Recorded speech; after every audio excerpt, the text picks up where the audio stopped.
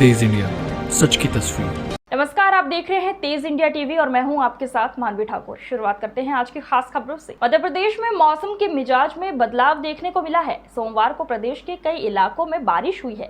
इसे pre monsoon activity के तौर पर देखा जा रहा है। प्रदेश में गर्मी के तेवर भी नरम पड़ने लगे हैं। इधर मंगलवार सुबह शहर में प्री मानसून गतिविधियां शुरू हो गई हैं। रतलाम में सुबह 5:30 बजे तेज हवा के साथ बारिश हुई। इससे तापमान में काफी कमी रिकॉर्ड की गई है। तेज हवा चलने का सिलसिला पिछले 3-4 दिनों से चल रहा था। सोमवार को शहर में अधिकतम तापमान 37.2 डिग्री एवं न्यूनतम तापमान 26.5 डिग्री रिकॉर्ड गया है।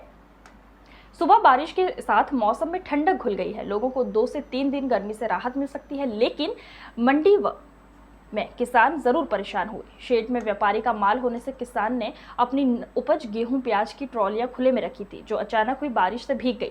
पहले ही गेहूं प्याज के कम दाम से किसान परेशान हैं, अब उपज भीग जाने से और हालात खराब हो गए। रतलाम में भागवत कथा करने आए महामंडलेश्वर स्वामी चिदंबरानंद सरस्वती ने मीडिया से चर्चा में ज्ञानवापी मस्जिद पर बड़ा बयान दिया है। वहीं महात्मा गांधी पर भी आपत्तिजनक बयान भी सामने आया है। महामंडलेश्वर स्वामी चिदंबरानंद ने ज्ञानवापी मस्जिद मामले पर कहा कि सभी को पता है कि ज्ञानवापी मंदिर था, है और रहेगा।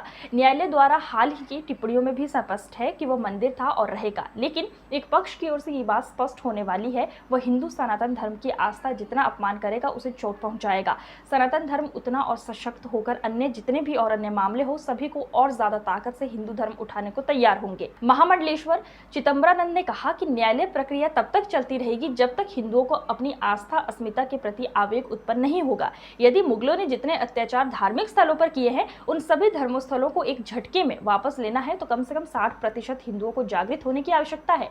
महामंडलेश्वर चिदंबरानंद ने कहा, महात्मा गांधी को लेकर भी उन्होंने बड़ा विवादित बयान दिया। उन्होंने कहा कि महात्मा गांधी का वध किया गया है, ना कि हत्या, क्योंकि महात्मा गांधी ने छोटी छोटी बात के लिए अनशन किया, लेकिन उन्होंने भारत के बंटवारे पर कभी विरोध नहीं किया, ना ही बंटवारा रोकने के लिए अनशन किया। इसके बाद भी महात्मा गांधी ने मुस्लिम परस्ती दिखाकर अति कर दी। जब बंटवारे के वक्त हिंदू दिल्ली जामा मस्जिद में रुके तो महात्मा गांधी ने कड़कती ठंड में हिंदुओं को बाहर कर दिया और हिंदुओं को कहा था कि इनके धर्म स्थल पर भी नहीं रह सकते।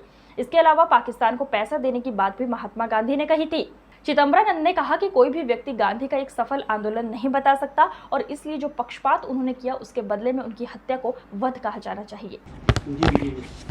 मतलब जो ज्ञानवापी मस्जिद का जो चल रहा है, इसमें आपकी क्या राय है? क्या लगता है कि वहाँ पर कोर्ट में मामला चला है, कोर्ट का फैसला क्या आना चाहिए?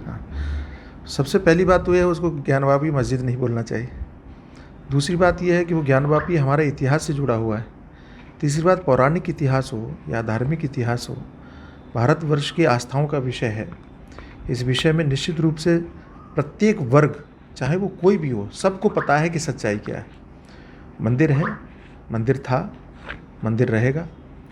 और सुप्रीम कोर्ट हो अथवा कोई भी न्यायालय हो, उनकी हाल की टिप्पणियों से ये स्पष्ट है कि वो मंदिर था और मंदिर ही रहेगा। इसमें किसी को संशय नहीं रहना चाहिए।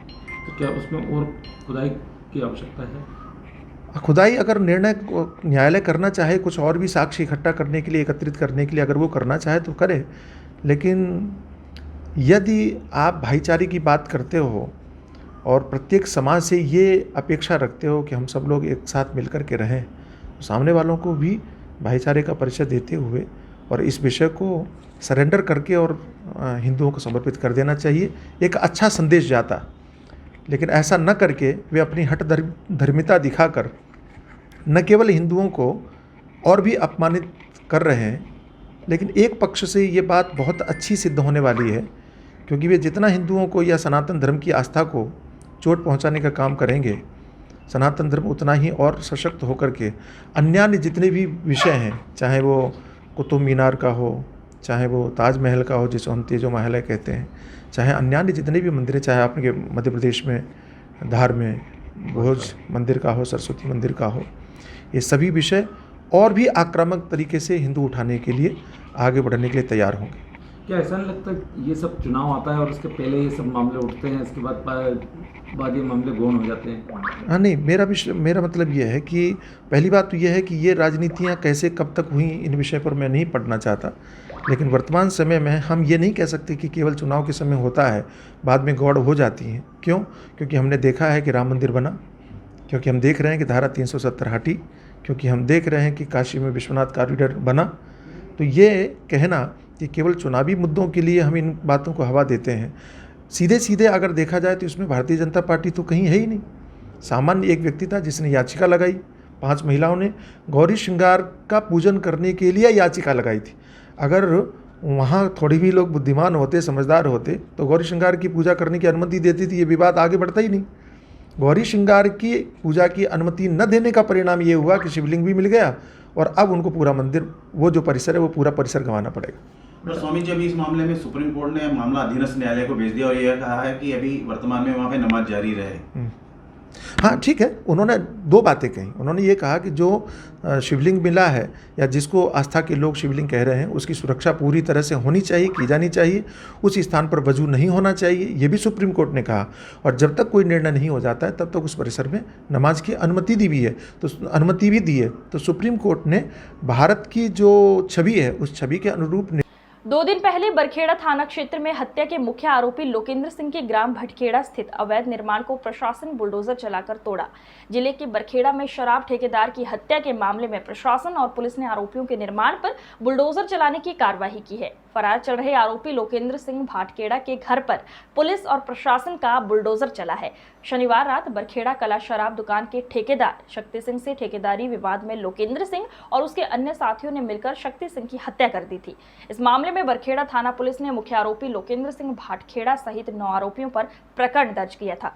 इसके बाद प्रशासन ने गुंडा अभियान के अंतर्गत आरोपियों के अवैध निर्माणों को जमींदोज कर दिया है। आज की खबरों में बस इतना ही। देखते रहिए तेज इंडिया टीवी। नमस्कार। तेज इंडिया, सच की तस्वीर।